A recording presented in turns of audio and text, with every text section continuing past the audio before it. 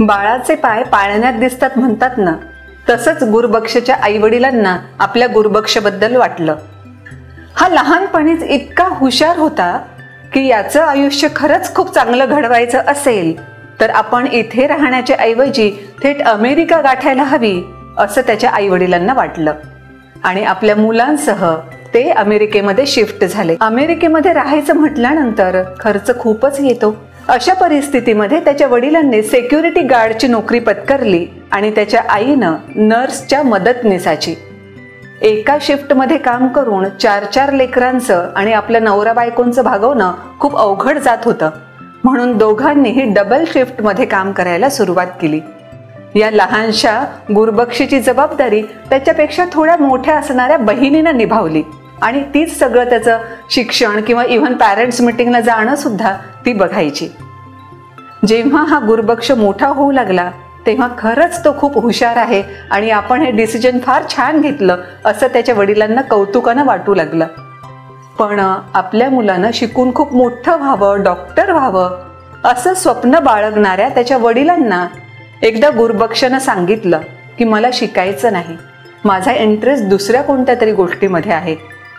हे ऐकल्यानंतर वडिलांना शॉक बसला खरा, पण तरी सुद्धा हा गुरुबक्ष काय म्हणतोय हे ऐकून तरी घेतलं पाहिजे म्हणून त्याचे आई वडील शांतपणानं त्याला काय सांगायचे ऐकून घेत होते. कारण तसंही गुरुबक्ष काही आता अगदी छोटा राहिलेला नव्हता. वयाची 16 वर्ष त्यानं पूर्ण केलेली होती आणि आपला हा 16 वर्षांचा मुलगा असं काय सांगतोय आणि का त्याला शिक्षणामध्ये रुची नाही, दुसरी कोणती गोष्ट त्याला आवडते हे जाणून घेण्यासाठी अगदी प्राण कानामध्ये ऐकून त्याचे आई वडील तिथे बसले होते. आणि त्यानं आपल्या आई वडिलांना कन्व्हिन्स केलं की मला शाळेत अजिबात जायचंच नाही. कारण डेस्कटॉपवर काम करता करता त्यानं स्वतःची एक इंटरनेट ॲडव्हर्टायझिंग कंपनी सुरू केली होती आणि वयाच्या 16व्या वर्षी त्यानं आपलं बँकेचं पासबुक दाखवलं. त्याच्यामध्ये $1,00,000 एवढी रक्कम शिल्लक होती. जिथे आई वडील दोघंही डबल शिफ्टमध्ये काम करतात तिथे त्यांना एवढा पैसा उभारता आलेला नाही आणि अवघ्या ह्या 16 वर्षाच्या पोराच्या खात्यावर $1,00,000 एवढी रक्कम आहे पाहिल्यानंतर वडिलांना आणि आईला पहिला संशय आला की आपला मुलगा काहीतरी वेगळंच करतोय किंवा कोणत्या तरी बेकायदेशीर गोष्टींमध्ये तो अडकलेला आहे. पण या गुरुबक्षने आपण काय काय करत आहोत आणि कसे कसे पैसे आपल्या खात्यावर येत आहेत हे सगळं आई वडिलांना व्यवस्थितरित्या समजावून सांगितलं. बघा हा, आपल्या स्वप्नाच्या पाठपुराव्यासाठी आई वडिलांना कन्व्हिन्स करणं हे जेवढं महत्वाचं होतं ना, तेवढंच आई वडिलांनी सुद्धा आपल्या मुलांचं म्हणणं व्यवस्थितरित्या ऐकून घेणं हे सुद्धा खूप महत्वाचं असतं बरं का.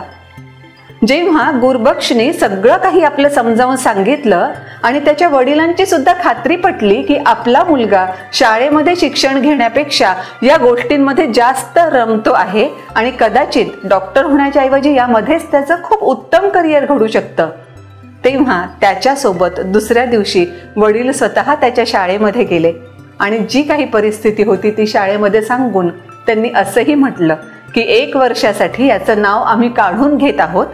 जर पुन्हा वाटलं तर याच ठिकाणाहून तो अभ्यासाला पुन्हा एकदा सुरुवात करेल. तिथल्या मुख्याध्यापकांनी सुद्धा परवानगी दिली आणि त्यानंतर मात्र गुरुबक्षने मागे वळून पाहिलंच नाही. वयाच्या 18व्या वर्षी हा गुरुबक्ष लखपती झाला होता आणि आजही अमेरिकेतल्या व्यावसायिक इंडस्ट्रीमध्ये गुरुबक्ष चहल हे अतिशय प्रसिद्ध असं नाव आहे.